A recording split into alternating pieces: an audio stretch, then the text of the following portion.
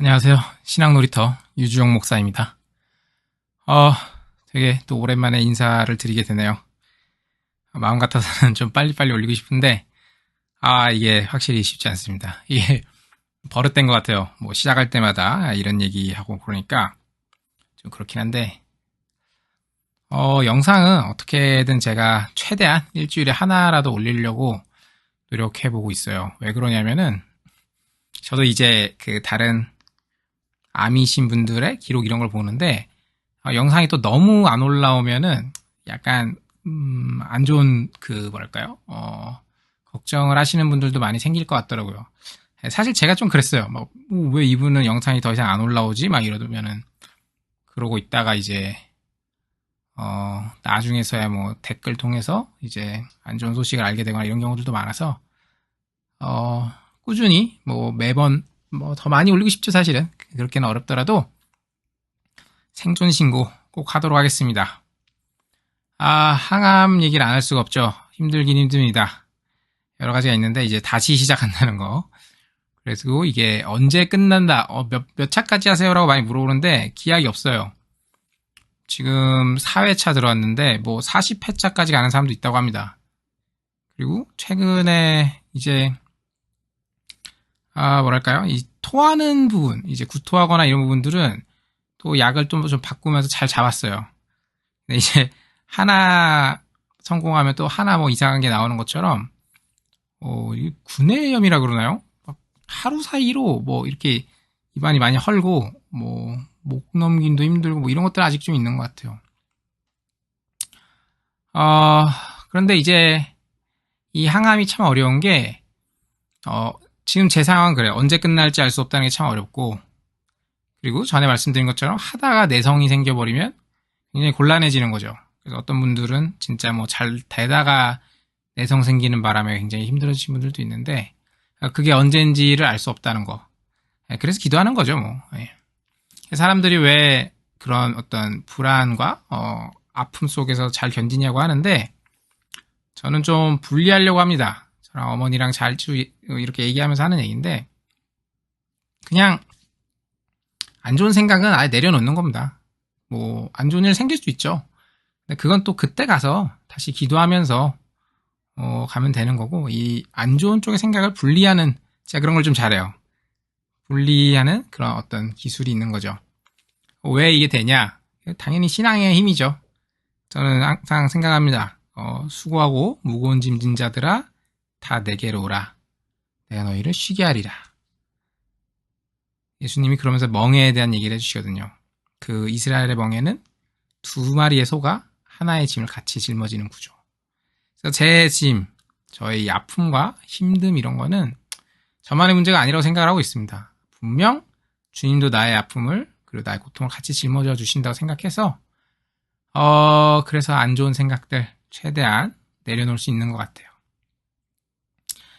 사실은 제가 좀 간증을 조금 꺼려합니다. 왜냐면은 저는 설교를 더 좋아해요. 제가 할 때 특히 좀 그렇다는 겁니다. 왜냐면은 내가 주인공이 된 것 같아서 좀 그렇더라고요. 아이러니하게도 요새 암에 걸린 다음부터는 간증은 올리면 조회수가 잘 나오고 성경 말씀은 잘 안 나와서 좀 아이러니한데, 근데 이제 비슷한 처지나 뭐 아픔을 겪었던 분들 만나면서 저 좀 생각을 바꿔보게 되는 그런 계기들이 많이 있었고, 확실히 나의 삶의 발자취 이걸 하나씩 남겨놓으면 좋겠다 이 생각은 듭니다. 뭐 글이 될 수도 있고 영상이 될 수도 있겠죠. 저는 영상으로 남기려고 하고요. 여러분들 중에 대부분은 아마 저를 그냥 유튜브에서 알고리즘으로 어떻게 알게 된 그런 분들이다 보니까 그냥 암 걸린 목사로만 알고 계실 것 같아서 저에 대한 소개도 좀 너무 늦긴 했지만 하면 좋을 것 같다는 생각을 해요. 사실 맨날 부작용 뭐 얘기나 뭐 아프다, 항암이 어떻다 이런 것만 올리는 것 같아서 좀 환기도 시킬 겸 이런 얘기를 하면 전 좋을 것 같더라고요. 물론 로마서랑 욥기를 좀 준비할 시간이 없었어요. 그런 핑계도 있긴 하지만 저의 이야기 되게 재미없을 수도 있는데 여러분하고 나누면 또 한편으로는 은혜가 되는 부분도 있지 않을까 생각해서 용기를 내서 나눠보겠습니다. 제 가장 오래된 기억은 5살 때예요. 5살 크리스마스 이브 때인데 부모님한테 제가 직접 가서 얘기했던 기억이 납니다. 나는 커서 목사님이 될래요라고 얘기를 했어요. 뭐 성탄절 근처니까 성탄절 하루 전이죠.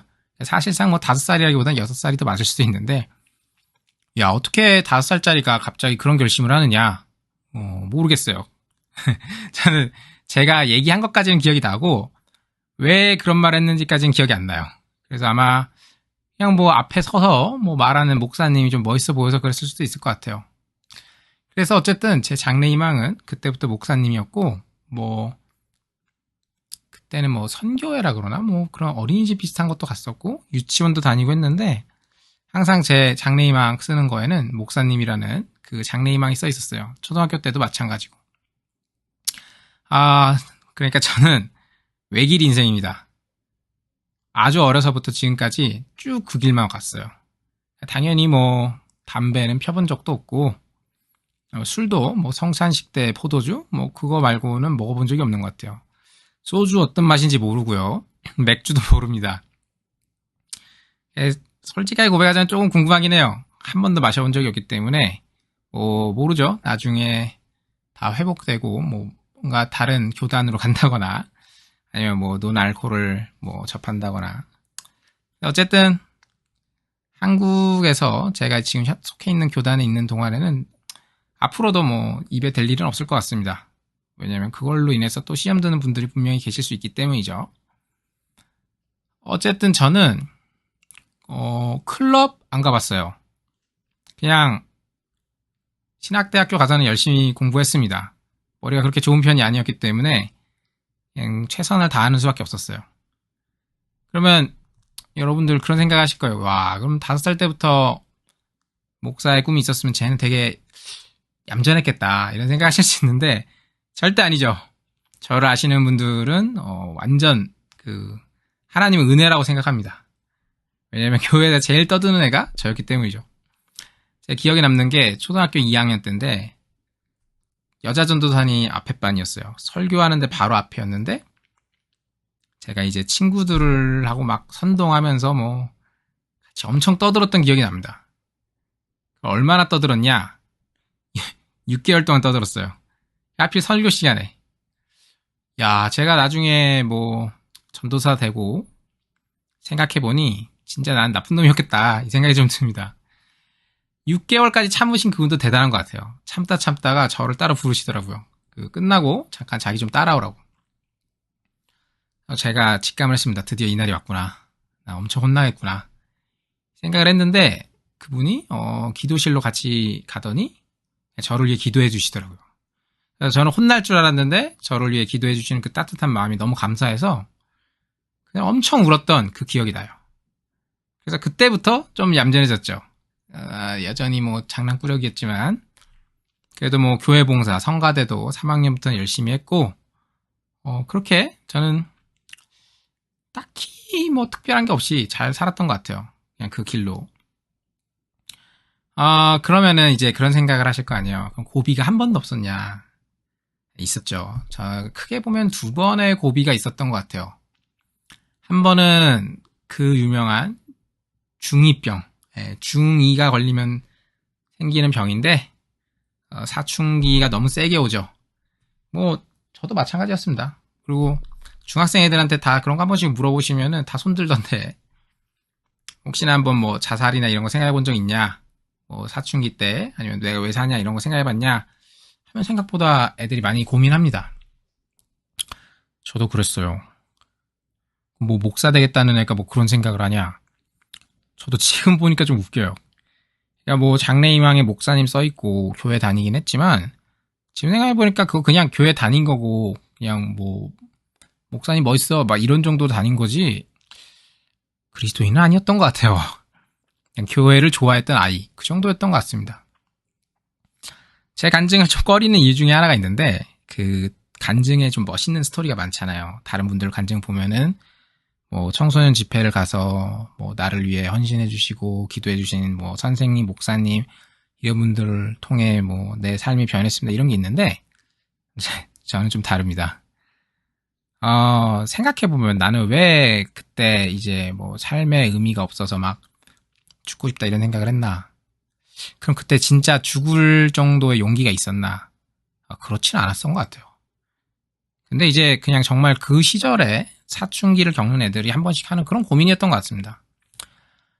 맨날 수능 점수 잘 보려고 공부하는 것 같은데, 그렇게 해서 무슨 의미가 있는지도 모르겠고, 뭐 학교는 왜 다니는지도 모르겠고, 나는 무엇을 위해 살아가나, 뭐 이런 생각들을 많이 한 것 같아요. 하루는 너무 답답해서 집 근처에 이제, 제가, 오륜교회 근처에 살았었는데, 그때 오륜교회 막 생겼을 때 그 근처에 살았어요. 근데 올림픽공원이 가까우니까 거기 가서 그냥 뭐 기도했을 리가 없죠. 그냥 벤치에 앉아 있었습니다. 아이고, 내 인생 앞으로 어떡하냐 하고 있는데 아직도 기억이 나요. 그날의 하늘은 너무 예뻤어요. 너무 예뻤고 한 아이와 엄마를 봤는데 아무 걱정 없이 뛰노는 아이와 그리고 아무런 대가 없이 그 아이를 사랑하는 엄마를 보게 되더라고요. 되게 신기한 건요. 그때 제가 하나님이 계시나 보다라는 생각을 했어요. 왜냐면은 세상이 모두 기계 같고 뭐 나라는 사람은 우주의 먼지 같고 뭐 나 같은 사람 하나 없어져도 세상에서 누가 알아주나 이런 생각 많이 할 때였는데 뭔가 세상에 색깔이 입혀지는 것처럼 그 마음이 오더라고요. 아니구나. 하나님이란 분이 진짜 계실 수 있겠구나. 왜냐면 저렇게 조건 없는 사랑이란 걸 만드실 수 있는 분이라면 나도 조건 없이 사랑하시는 그분이 계실 수 있겠구나라는 생각을 했어요. 되게 간증이라고 하기엔 좀 웃기지만 저는 올림픽공원에서 그렇게 하늘을 보고 한 어머니와 아이를 보면서 하나님을 발견을 했어요. 그리고 돌아오는 발걸음은 그 어느 때보다 가벼웠고 뭐 바람에 흔들리는 나무들은 너무나 춤을 추는 것 같았고 세상이 많이 변했죠. 그때 집에 돌아와서 진심으로 기도도 했어요. 하나님 저 어떻게 살면 되겠습니까? 했을 때 하나님이 처음으로 이제 어떤 선교에 대한 마음을 주셨었고 이왕이면 세계 선교를 하고 싶다. 그런 꿈을 꿨었죠. 근데 이제 하나님의 음성을 들어봤다는 사람들 많이 있는데 저도 들었었어요. 그때가 처음이자 마지막이 아니었나 싶은데 하나님이 저에게 그 마음을 주시더라고요. 세계 선교의 마음을. 그래서 제가 아니 근데 좀 말이 되는 얘기를 하시라고 그 세계가 얼마나 넓은데 이게 되겠습니까 했죠. 하나님이 그 마음을 주셨어요. 그 선교라는 거 하나님을 전한다는 것은 내가 하는 게 아니라 그러니까 주영아 네가 하는 게 아니라 내가 하는 거다라고 말씀을 해주시더라고요. 그거 와닿더라고요. 그 아멘이더라고요. 그러네. 나의 삶, 나의 전도, 뭐 내가 하는 것들 내 힘으로는 할 수 없지만 하나님이 하시겠다는데 하나님이 그럼 또 길을 만들어 주시겠지라는 생각이 들더라고요. 그래서 그때 정말 다시 예수님 잘 믿어야겠다. 정말 어떻게 보면 하나님에 대해서 깨닫게 되는 시간이었던 것 같아요. 두 번째 고비는 언제였냐면은 고등학생 때였어요. 고등학생이 되고 보니까 이제 선교하는 건 좋은데 그 목사가 되는 것보다 돈 버는 게 더 나을 것 같은 거예요. 왜냐면은 뭐 빌 게이츠나 뭐 하여튼 그런 대가부처럼 돈을 많이 벌어가지고 아프리카나 이런 데다가 뭐 빵도 많이 뿌리고 뭐 음식물 많이 사주고 그러면 그게 전도하기가 더 쉽지 않나? 이 생각이 들더라고요. 목사님이란 직업이 어렸을 땐 그렇게 멋있어 보여서 장래희망이었는데 커가면서 보니까 좀 힘이 없는 것 같았어요. 그냥 저 목사님보다 돈을 더 많이 버는 사람이 더 힘 있는 거 아닌가 그런 생각을 했던 것 같아요. 정말로. 제가 다녔던 교회는 좀 컸습니다. 그래서 부흥회 때 고등학교 2학년인가로 기억을 합니다. 1학년 때였나? 1학년 때였던 것 같네요. 고1 때네요. 고1 때 두 분의 목사님이 부흥 강사로 오셨었어요. 한 분은 김장한 목사님이었고 또 다른 한 분은 조용기 목사님이었어요. 원래 이제 부흥에 오시면은 자주 오시는 분들은 제가 보니까 좀 필살기 같은 게 있는 것 같아요. 유독 사람들의 먹히는 자신만을 간직하고 있는 예화라거나 설교 그런 게 있는 것 같은데 그날따라 김장한 목사님은 되게 뭐 구수하게 자기 이야기 많이 하시고 하면서 그날 설교 마지막에 그런 얘기를 하시더라고요. 나 자신은 이제 목사의 길을 선택한 걸 단 한 번도 후회한 적이 없다. 근데 그게 저한테 되게 와닿는 말이었어요. 와, 왜 저분 후회하지 않을까? 근데 그 간증 같은 설교를 쭉 들어보니까 나도 그렇게 멋있게 살고 싶다는 생각이 들더라고요. 그리고 두 번째 설교, 이제 그 조용기 목사님 설교였죠. 우물가의 여인 설교였는데, 영원토록 솟아나는 샘물이 되리라라는 그 말씀을 듣는데, 제 마음 깊은 곳에서 진짜 뭔가 샘물이 솟아나는 것 같더라고요. 세상이 줄 수 없는 그 기쁨이 솟아나는 것 같은 그 감격이 있었어요. 그때가 아직도 기억이 납니다. 그래서 집에 돌아오는 길에 어머니에게, 저 어머니랑 참 많이 친해요. 뭐 마마보이까지는 아니지만, 어머니에게 말씀드렸죠. 사실 난 이런 생각을 했었다. 부자가 되는 게 낫지 않냐는 생각을 했었다 이랬는데 어머니가 그 얘기를 하시더라고요. 빵을 나눠주는 건 무신론자도 할 수 있고 뭐 불교 다니는 사람도 할 수 있고 아무나 할 수 있다. 근데 예수님의 말씀, 정말 사람을 구하고 생명을 구하는 그 말씀은 목회자가 돼야 제대로 전할 수 있는 거 아니냐 이런 말씀을 해주시더라고요. 근데 그게 맞다는 생각이 들었어요. 그래서 제가 그때부터 다시 시작했죠. 다시 시작해가지고 하나님의 길을 걷기로 다짐을 했었습니다. 그래서 이제 계속 가다 보니까 이제 어떻게 하다 보니까 장로의 신학대학교를 준비하게 됐었고요. 이 장로의 신학대학교를 준비하면서 또 한번 저한테 참 많은 은혜가 있었던 것 같아요. 일단 저는 공부를 너무 못했고 수능을 어떻게 봐야 될지 잘 모르겠더라고요. 근데 제가 갔다 온 장신대에는 성경 종합고사라는 게 있었습니다. 네, 문제가 딱 하나 있었어요. 이게 영어 시험도 보더라고요. 난 영어를 못하는데 그래서 고3 때 영어를 처음 시작한 레벨이었거든요. 방법은 있었죠. 범위가 성경 다 보는 게 아니라 민수기랑 시편 2, 3권, 마가복음, 로마서 뭐 이렇게 보는 거였습니다. 저한테 그런 지혜가 생겼어요. 이게 지혜인지는 모르겠지만 수능 영어라는 건 바뀌잖아요. 뭐 마이크가 얘기할 수도 있고 켈리가 말할 수도 있고 뭐 예문이 다 바뀌겠죠. 뉴스가 나오기도 하고 신문이 나오기도 하고. 근데 성경은 변함이 없다. 그러니까 그 민수기와 시편 그 중간하고 마가복음 로마서를 영어로 전부 프린트합니다. 그리고 모르는 단어는 다 체크했어요. 다. 무슨 얘기냐? 그냥 통째로 외우자. 통째로 외우자. 그래갖고 하루에 그때 다시 하면 안 될 것 같은데 하루에 14시간씩 암기했던 것 같아요. 어머니도 고생하셨죠. 제가 모르는 단어 겁나 이렇게 줄 쳐놓으면 어머니가 찾아 놓으실 때도 있었고 그래서 아예 통째로 외우려고 노력을 했습니다. 그 시험은 이제 5등까지 보는 시험이었는데 저는 몇 등 했을까요? 5등 했습니다. 5등까지 어쨌든 학교를 갈 수 있기 때문에 저는 5등 했어요. 제가 또 아주 잘하는 것 중에 하나가 턱걸이거든요. 그래서 제 인생은 그 이후로 계속 턱걸이로 살아가는 인생인데 오늘은 시간이 너무 길었으니까 여기까지 하도록 하겠습니다.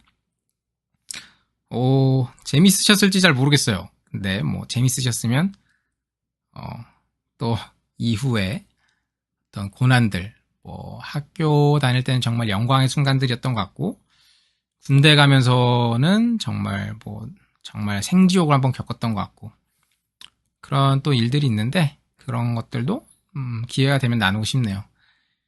말이 많아져가지고 하여튼 여러분 또 정말 보잘것없는 채널이지만 여러분들 찾아와 주셔서 너무 고맙고요. 응원의 댓글 제가 하나하나 다 보고 있습니다. 알람이 안 떠서 제가 뒤늦게 보는 것들도 있지만 항상 응원해 주셔서 감사하고 후원해 주셔서도 너무 감사하고 여러분들의 사랑을 먹으면서 잘 견디고 있습니다. 여러분 또 이 자리를 빌어서 감사한다고 말씀드리고 싶고요.